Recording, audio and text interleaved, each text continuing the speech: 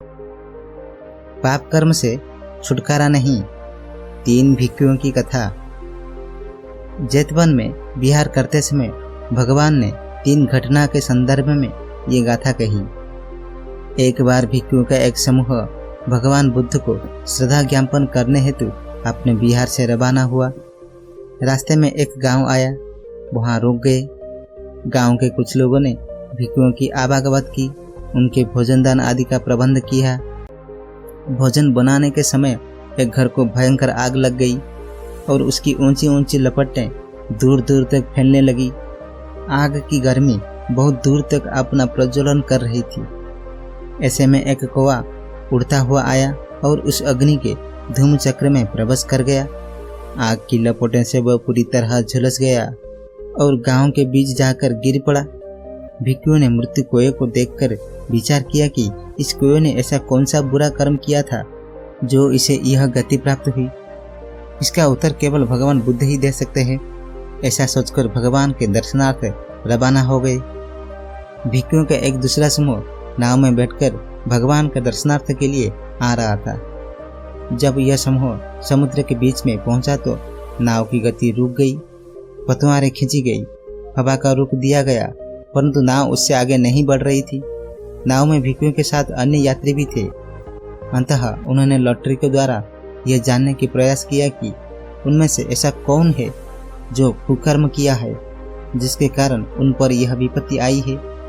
1 बार, 2 बार और 3 बार बारी बारी से लॉटरी निकाली गई और तीनों ही बार नाव के मालिक के पत्नी के नाम पर वो लॉटरी निकली। नाविक ने दुखपूर्ण शब्दों में कहा, अर्थात जो उसका पति था। इस दुर्भाग्यशाली औरत की वजह से बहुत से लोग प्राण गंवाना नहीं चाहिए, अतः इसके गले में भार बांधकर इसे पानी में फेंक दो ताकि हम देख ना सके। लोगों ने वैसा ही किया। घटना के तुरंत बाद हवा का रुख बदला, नाव चल पड़ी। वे सब जहाज से उतरे और भगवान के विहार की ओर यह सोचते हुए चले दिए कि किस कर्म से उस स्त्री को इस प्रकार मरना पड़ा। भगवान से कारण पूछेंगे। 7 भिक्षुओं का एक और तीसरा समूह भी भगवान के दर्शनार्थ यात्रा कर रहा था। रात्रि में ठहरने का कोई समुचित स्थान न मिलने पर उन्हें एक गुफा में शरण लेनी पड़ी। रात्रि के पहाड़ से एक बड़ा सा पत्थर सरक कर गुफा के द्वार पर आ गिरा, जिससे गुफा का द्वार बंद हो गया। 7 दिनों तक वे उसी गुफा में भूखे प्यासे कैद होकर रहे। 7 दिन बाद कुछ लोगों की सहायता से गुफा के दरवाजे पर पड़ी चट्टान को हटाकर 7 भिक्षुओं को बचाया गया। भूखा प्यासा रहने से उनकी हालत पूरी तरह खराब हो चुकी थी। बड़ी मुश्किल से मरते मरते जान बची। वे सब भगवान के विहार की ओर यह सोचते हुए चले गए कि किस कर्म से उन्हें 7 दिन तक गुफा में भूखा प्यास कैद रहना पड़ा। भगवान से कारण पूछेंगे। इसी प्रकार तीनों दल भगवान से मिलने पहुंचे। तीनों की अपनी अपनी आपत्ति सुनाई। भगवान ने इन तीनों को बताया कि हम पाप कर्मों के फल से कहीं भी बच नहीं सकते। अगर इस समय बच गए तो भविष्य में किसी न किसी रूप में उसके फल को हमें भोगना ही पड़ेगा। भगवान ने पहले समूह की घटना का उत्तर देते हुए पूर्व जन्म की एक कथा कही। एक समय एक किसान था जिसका बैल बहुत ही आलसी और अड़ियल था। वो सदा चारा खाता या सोता ही रहता था। उसकी ये आदत देखकर एक दिन किसान बैल पर बहुत क्रोधित हुआ। उसने उसको रस्सी से बांधकर आग लगा दी, जिससे परिणाम स्वरूप वो बैल जलकर मर गया। उस कर्म के विपाक से किसान को बहुत समय तक नरक भोगना पड़ा। शेष बचे कर्म का दंडफल स्वरूप उसे 7 जन्मों तक जल कर ही मरना पड़ा। इसी प्रकार उसका अंतः कौवे के रूप में खुद के जलने से ही हुआ था।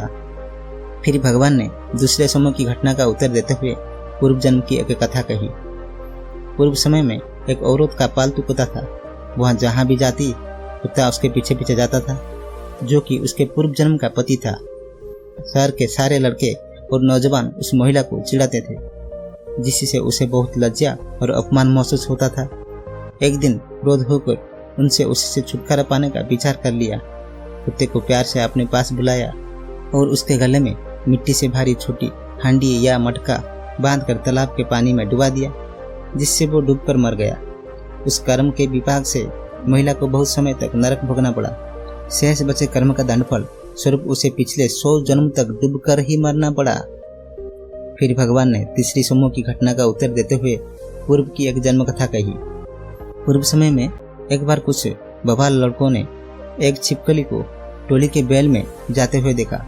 इन मूर्ख लड़कों ने बिलों से बाहर निकलने के लिए सभी छिद्र, ढेलों, लकड़ी आदि से बंद कर दिए और चले गए। उन्हें याद तक नहीं आया। 7वें दिन याद आया, तब वो गए और छिद्र को अनावृत किया। तब तक उस छिपकली की भूख प्यास से हालत पूरी तरह खराब हो चुकी थी।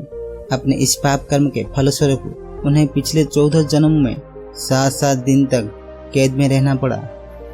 भगवान इस प्रकार समझा रहे थे। इतने में एक भिक्षु बोला, भगवान, क्या पाप करने वाले के लिए छुपने के लिए कहीं भी स्थान नहीं है?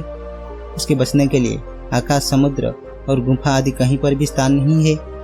भगवान ने कहा, भिक्षुओं, तुम ठीक कह रहे हो। न आकाश में, न अंतरिक्ष में, न समुद्र के बीच में, न पर्वत की गुफा में कोई स्थान नहीं है जहाँ पाप कर्म के फलों से बचा जा सके। ऐसा कहते हुए भगवान ने यह गाथा कही।